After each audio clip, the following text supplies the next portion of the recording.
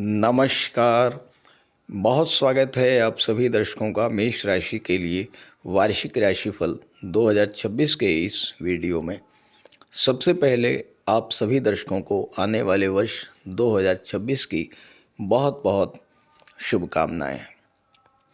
जा रहा है मंगल का वर्ष, आ रहा है सूर्य का वर्ष।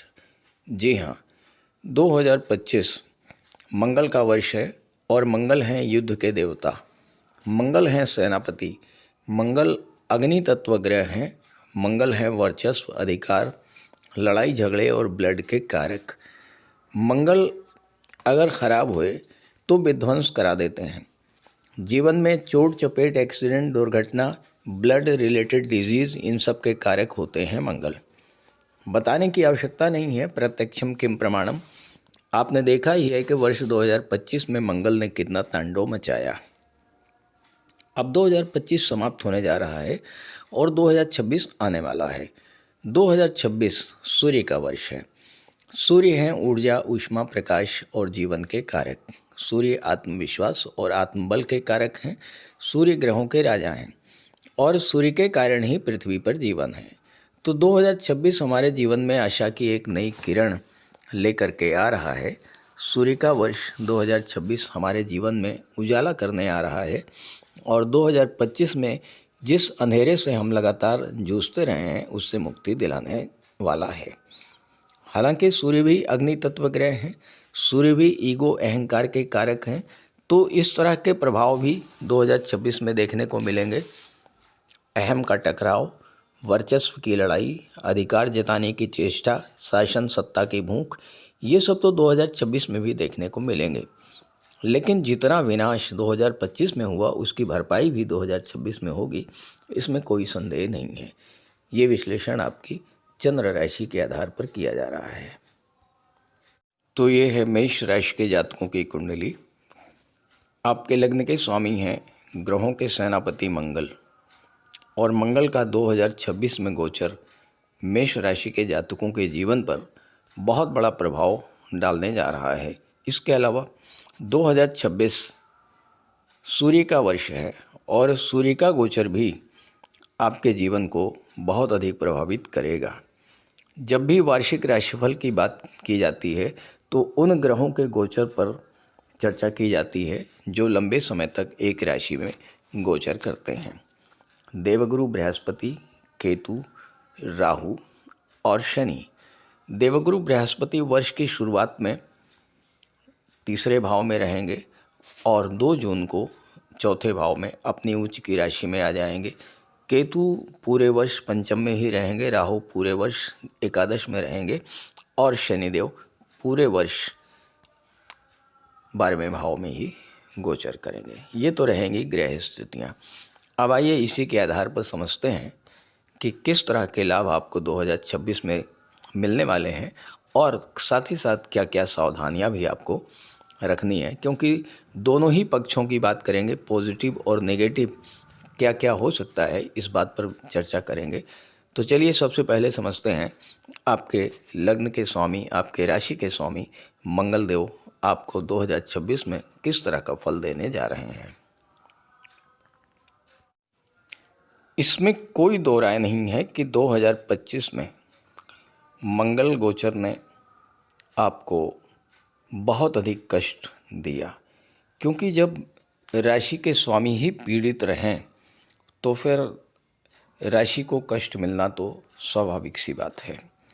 और कहीं अगर आपकी जन्म कुंडली में मंगल पीड़ित हुए या मंगल नीच की राशि में गोचर कर रहे हैं तो निश्चित रूप से आपको 2025 में बहुत अधिक परेशानियों का सामना करना पड़ा होगा, बहुत अधिक कष्ट आपको झेलने पड़े होंगे।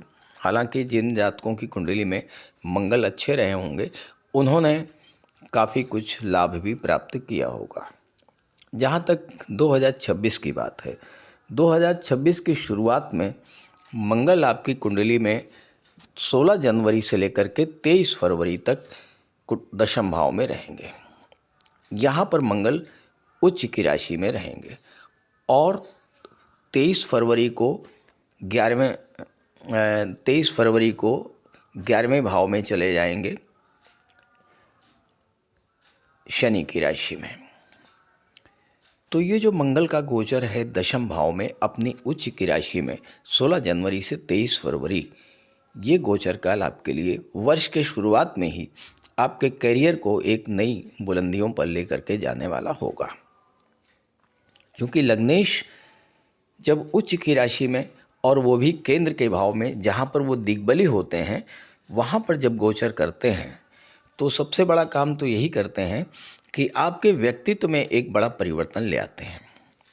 आपके मन में जो हताशा निराशा की स्थितियां लंबे समय से चली आ रही थीं, वो समाप्त करेंगे मंगल जैसे ही 16 जनवरी को दशम भाव में आएंगे। क्योंकि यहाँ पर ना केवल दिग्बली हैं, ना केवल उच्च के हो रहे हैं, बल्कि रोचक राजयोग भी बना रहे हैं और कुल दीपक योग बना रहे हैं। ध्यान दीजिएगा, दशम भाव में जब मंगल गोचर करते हैं तो कुल दीपक राजयोग बनाते हैं। यानी वो जातक जन्म से कितनी भी खराब परिस्थितियों में रहा हो, लेकिन अपने मेहनत अपने परिश्रम के बल पर कुछ ऐसा स्थान प्राप्त करता है जिससे उसके कुल खानदान का, उसके परिवार का नाम रोशन होता है। तो मंगल यहाँ पर आपके लिए बेहद अनुकूल स्थितियाँ खास करके करियर को लेकर के आएंगे और आपके व्यक्तित्व में एक बड़ा परिवर्तन लाएंगे। तो क्या होगा, आपके अंदर एक नई ऊर्जा का संचार करेंगे, नए उत्साह का संचार करेंगे। आप नए उत्साह के साथ अपने कार्य क्षेत्र में आगे बढ़ेंगे और नई नई बुलंदियों को स्पर्श करेंगे। यहाँ पर मंगल गोचर करते हुए चौथे भाव पर दृष्टि डालेंगे और चौथे भाव पर जब मंगल की दृष्टि पड़ेगी तो उसका सीधा सा प्रभाव ये होगा कि प्रॉपर्टी से रिलेटेड आपका कोई बड़ा कार्य इस समय बन सकता है। कोई प्रॉपर्टी आप खरीद सकते हैं या फिर कोई प्रॉपर्टी आप बेचना चाहते हैं, उसके लिए भी बेहद अनुकूल समय रहेगा 23 फरवरी 26 तक। मंगल जब 11वें भाव में जाएंगे तो ध्यान दीजिएगा, यहाँ पर धन की दृष्टि से तो अच्छा है, आपको आपके एफर्ट्स का लाभ मिलेगा, लेकिन राहु मंगल का अंगारक योग बनेगा। और मंगल की दृष्टि कहाँ पड़ेगी? मंगल की दृष्टि आपके दूसरे भाव पर, वाणी के भाव पर पड़ेगी। धन की दृष्टि से, धन के संचय और धन के निवेश की दृष्टि से समय अच्छा रहेगा, लेकिन क्योंकि राहु और मंगल दोनों की ऊर्जा 11वें भाव में रहेगी, अब राहु और मंगल की जो ऊर्जा है, अंगारक योग की ऊर्जा है, ये अत्यंत विस्फोटक ऊर्जा होती है। अचानक से बहुत बड़ा आपको धन का लाभ हो सकता है, अचानक से कोई बड़ी कामयाबी आपको मिल सकती है, कोई बड़ी सफलता मिल सकता है, कोई बड़ा लाभ आपको मिल सकता है। लेकिन दूसरी तरफ आपको मंगल बहुत अधिक एग्रेसिव बना देंगे, आपकी वाणी में क्रोध और उग्रता बहुत अधिक बढ़ा देंगे। और अगर आपने अपने वाणी पर संयम नहीं रखा तो परिवार के बीच संतुलन बना करके चलना ये आपके लिए बहुत मुश्किल पड़ेगा। वाणी दोष को आपको संभाल करके रखना होगा। इसके बाद 14 अप्रैल से 15 मई का मंगल का गोचर बेहद अनुकूल है, क्योंकि यहाँ पर मंगल आपके लग्न में आएंगे, अपनी ही राशि में रहेंगे, केंद्र के भाव में रहेंगे और एक बार फिर से रोचक राजयोग बनाएंगे। और यहाँ पर गोचर करते हुए 7वें भाव पर दृष्टि डालेंगे, चौथे भाव पर दृष्टि डालेंगे और ये समय एक बार फिर से प्रॉपर्टी और वाहन की दृष्टि से बेहद अनुकूल समय रहेगा। बिजनेस को आप नई बुलंदियों तक ले जाएंगे, आपकी डेली इनकम में वृद्धि होगी, लेकिन ध्यान रहे फिर एक बार आप अगर अपने वाणी पर आपने नियंत्रण नहीं रखा तो परिवार के बीच दाम्पत्य जीवन में तनाव और कलह की स्थिति बनेगी। और दूसरी बात, मंगल की दृष्टि पड़ेगी 8वें भाव पर। 14 अप्रैल से 15 मई जब मंगल अपनी स्वराशि में रहेंगे, मेष राशि में रहेंगे, 8वें भाव पर दृष्टि पड़ेगी तो हेल्थ इश्यूज बढ़ सकते हैं। स्वास्थ्य को लेकर के सावधान रहें। चोट चपेट, एक्सीडेंट, अग्नि दुर्घटना, इन सब चीज़ों से आपको बच करके रहना होगा। 15 मई को मंगल चले जाएंगे धन भाव में। यहाँ पर आर्थिक दृष्टि से आपको सपोर्ट करेंगे, लेकिन वाणी पर आपको विशेष संयम यहाँ भी रखना होगा। 15 जून को तीसरे भाव में यहाँ पर मंगल का गोचर आपके लिए बहुत अच्छा रहेगा, क्योंकि मंगल और गुरु की युति बनेगी। ज्ञान और पराक्रम, ज्ञान और ऊर्जा दोनों का संयम होगा। तो यहाँ पर क्या होगा, यहाँ पर आपकी स्किल्स को बढ़ाएंगे, आपके ज्ञान को बढ़ाएंगे, आपके एनर्जी को बढ़ाएंगे मंगल। और कैरियर पॉइंट ऑफ व्यू से, बिजनेस पॉइंट ऑफ व्यू से, यात्राओं की दृष्टि से ये समय बेहद अनुकूल रहेगा। गुरु और मंगल जब दोनों एक साथ गोचर करेंगे तो ये जो समय है ये आपके पराक्रम पुरुषार्थ में वृद्धि करने वाला होगा। देखिए 15 जून को ये थोड़ा सा एक बार फिर मैं रिपीट कर दूं कि 15 जून को जब मिथुन राशि में आएंगे तो गुरु जो है ये चौथे भाव में आ चुके होंगे। ध्यान दीजिएगा, 15 जून से लेकर के पराक्रम के भाव में रहेंगे मंगल 15 जून से 16 जुलाई तक। और इसके बाद 16 जुलाई को कर्क राशि में यहाँ पर आएंगे। यहाँ पर गुरु और मंगल की युति बनेगी। तीसरे भाव में रहते हुए आपके पराक्रम पुरुषार्थ में आपके एनर्जी लेवल को बूस्टअप करेंगे और कैरियर पॉइंट ऑफ व्यू से समय अच्छा रहेगा। लेकिन जब चौथे भाव में गुरु और मंगल की युति बनेगी, यहाँ गुरु अपनी उच्च की राशि में रहेंगे, तो भूमि, भवन और प्रॉपर्टी के सपने एक बार फिर से आपके पूरे होंगे। कैरियर के लिए समय अच्छा रहेगा, कुछ नया आप कर सकते हैं, कोई नई शुरुआत आप कर सकते हैं, नई नई सपने, नई नई इच्छाएं आपकी इस समय पूरी हो सकती हैं। गवर्नमेंट से जुड़े हुए कार्यों में आपको विशेष सफलता मिलने जा रही है, क्योंकि मंगल और गुरु दोनों गवर्नमेंट को शो करते हैं। तो मंगल और गुरु के प्रभाव से आपको सरकार से लाभ मिलेगा, उच्च पद की प्राप्ति हो सकती है। इसके बाद एक और गोचर मंगल का बेहद महत्वपूर्ण है और वो है 17 सितंबर से 17 अक्टूबर।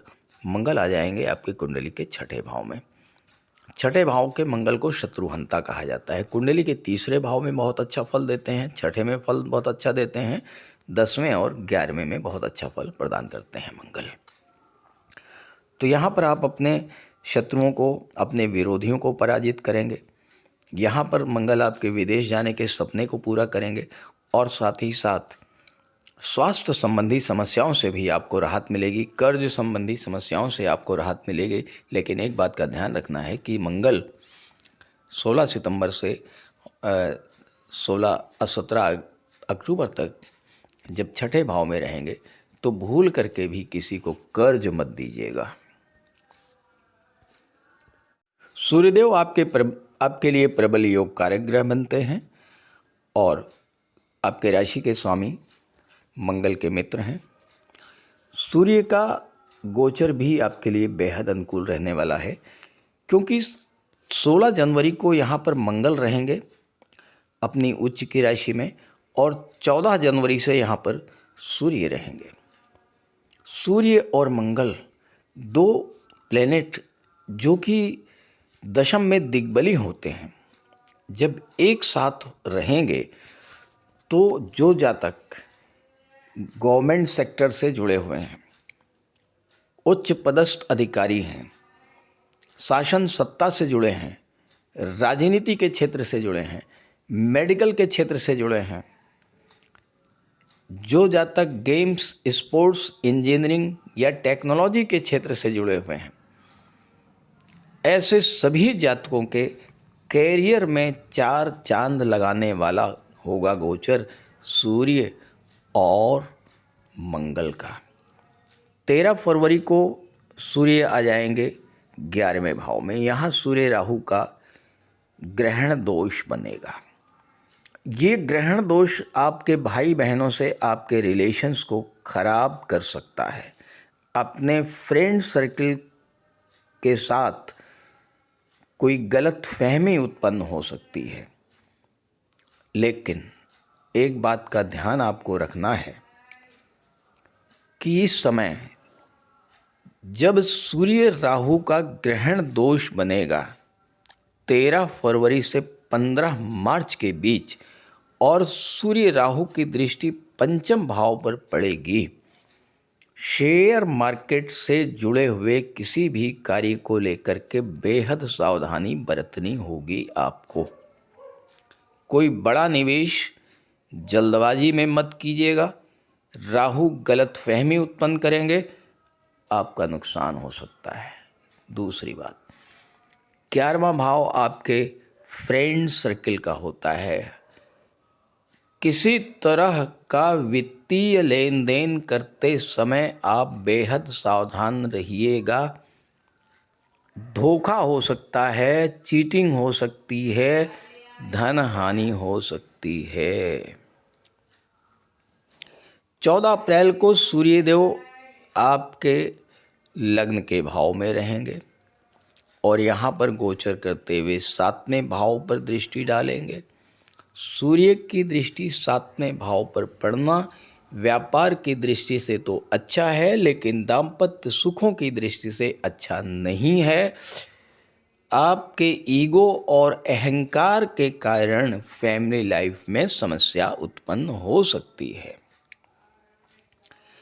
सूर्य इसके बाद दूसरे भाव में जाएंगे, वाणी के भाव में, धन के भाव में, परिवार के भाव में 15 मई से 15 जून तक यहां पर रहेंगे। ध्यान दीजिएगा, सूर्य पंचम भाव के स्वामी हैं, सेकंड हाउस में गोचर करेंगे, वाणी के भाव में गोचर करेंगे। 5वां भाव लव रिलेशंस का है। वाणी पर आपने कंट्रोल नहीं रखा, अपने अहंकार और ईगो पर नियंत्रण नहीं रखा, तो लव रिलेशंस में दूरी बनेगी। संतान के साथ मतभेद की स्थिति बन सकती है और यहाँ भी शेयर मार्केट में पैसा लगाने से पूर्व बहुत सोच समझ करके पैसा आप लगाइएगा। सूर्यदेव कन्या राशि में आएंगे 17 सितंबर को, छठे भाव में। 17 सितंबर से लेकर के 17 अक्टूबर का समय, ये मेष राशि के वो जातक जो किसी प्रतियोगी परीक्षा की तैयारी कर रहे हैं, उनके जीवन में एक बहुत बड़ी सफलता का योग लेकर के आएगा। यहाँ पर सूर्य आपके शत्रुओं को पराजित करेंगे, विदेश जाने के सपने पूरे करेंगे। जहाँ तक शनिदेव की बात है, आपके 12वें भाव में शनि बैठे हैं और आपके जीवन में शनि की 7.5 का प्रथम चरण गतिमान हो चुका है और 2027 तक शनि 12वें भाव में ही रहेंगे। यहाँ पर शनि फालतू के खर्चे बढ़ा सकते हैं। स्वास्थ्य संबंधी समस्याएं, खास करके जो ओल्ड एज के हैं, जो सीनियर सिटीजन्स हैं, उनके लिए जॉइंट पेन, घुटनों का दर्द, पिंडलियों का दर्द, मसल पेन, बैक पेन, इस तरह की समस्याएं, आर्थराइटिस की समस्या, और ऐसी भी स्थिति हो सकती है कि इन 2 वर्षों में आपको अस्पताल के चक्कर लगाने पड़े, फालतू के खर्च बढ़ेंगे। शनि की दृष्टि दूसरे भाव पर जब पड़ेगी, यहाँ परिवार के सदस्यों के बीच दूरी बनाएंगे और हो सकता है कि आपके परिवार का कोई सदस्य इस दौरान घर छोड़ करके घर से बाहर कहीं जाए। छठे भाव पर शनि दृष्टि डालेंगे, यहाँ भी स्वास्थ्य संबंधी समस्याएं, बिला वजह के झगड़े, खास करके जब मंगल रहेंगे यहाँ पर छठे भाव में और मंगल शनि का दृष्टि संबंध बनेगा तो लड़ाई झगड़े की स्थिति बन सकती है। और नवम भाव पर जब शनि की दृष्टि पड़ेगी तो पिता के स्वास्थ्य को लेकर के आपको विशेष सावधानी बरतनी पड़ेगी। और इसके लिए सीधा सा उपाय है कि आप बजरंग बली की निरंतर आराधना करते रहें, अपने इष्ट देव की पूजा करते रहें, हनुमान चालीसा का पाठ करें, हर मंगलवार को बजरंग बली के मंदिर में जाएं, इससे आपको राहत मिलेगी। देवगुरु बृहस्पति तीसरे भाव में रहेंगे 2 जून तक और गुरु की दृष्टि अपनी ही राशि पर पड़ेगी। यहाँ पर गुरु आपको अपने पिता और अपने सीनियर्स, अपने बॉस से लाभ तो दिलाएंगे, भाग्य को भी बूस्टअप करेंगे, लेकिन आपको यात्राओं पर जाना पड़ेगा। गुरु आपको कहीं ना कहीं किसी धार्मिक यात्रा पर, किसी तीर्थ यात्रा पर जाने के लिए बाध्य करेंगे। और अगर आप किसी तीर्थ यात्रा पर जाते हैं, गंगा स्नान करने के लिए जाते हैं, तो आप ये समझ लीजिए कि राहु का जो नकारात्मक प्रभाव आपके जीवन पर पड़ रहा है उसमें कमी आएगी। गुरु राहु का दृष्टि संबंध बनेगा। राहु क्या है? विदेश के कारक है। तीसरा भाव क्या है? संचार माध्यमों का है। तो जब तक गुरु और राहु का दृष्टि संबंध बन रहा है 2 जून तक, इस टाइम पीरियड में आप विदेश संबंधी कार्य ऑनलाइन प्लेटफॉर्म से जुड़ करके अगर करेंगे तो आपको विशेष सफलता मिलेगी। अगर आपकी जन्म कुंडली में शुक्र और बुध अच्छे हैं और राहु की दृष्टि तीसरे भाव पर है और यहाँ पर गुरु बैठे हुए हैं, तीसरे भाव का जबरदस्त विस्तार होगा। यानी जो लोग कला जगत से जुड़े हैं, जो लोग सिनेमा जगत से जुड़े हैं, जो फिल्म इंडस्ट्री से जुड़े हैं, मॉडलिंग के क्षेत्र से, टीवी सीरियल के क्षेत्र से जुड़े हैं, जो लोग सोशल मीडिया ग्लैमर इंडस्ट्री से जुड़े हैं, जो लेखक हैं, जो सिंगर हैं, जो वादक हैं, गायक हैं, ऐसे जातकों के लिए 2 जून तक का समय बेहद अनुकूल रहने वाला है। गुरु आएंगे 2 जून को चौथे भाव में अपनी उच्च की राशि में, यहाँ 18 अक्टूबर तक रहेंगे। और एक बात पहले मैं बता दूं कि गुरु जब तीसरे भाव में 2 जून तक रहेंगे तो सप्तम भाव पूरी तरह से जागृत रहेगा, क्योंकि 7वें भाव पर गुरु की भी दृष्टि पड़ेगी, राहु की भी दृष्टि पड़ेगी। सप्तम भाव के जागृत रहने का सीधा सा प्रभाव ये पड़ेगा कि जो जातक विवाह के इच्छुक हैं उनके लिए 2 जून तक का समय बेहद अनुकूल रहने वाला है। जब 2 जून को चौथे भाव में आ जाएंगे, गुरु की दृष्टि शनि पर पड़ेगी, शनि के अशुभ प्रभाव में कमी आएगी और जो लोग विदेश में हैं वहाँ पर विदेश में सेटल होने का, विदेश में अपना घर बनाने का, विदेश में कोई प्रॉपर्टी खरीदने का बेहद अनुकूल अवसर प्रदान करेंगे देवगुरु और शनि दोनों मिलकर के। क्योंकि ज्योतिष शास्त्र का सिद्धांत है कि जिस भाव पर गुरु और शनि दोनों का संयुक्त प्रभाव होता है उस भाव से संबंधित फल प्राप्त होते हैं।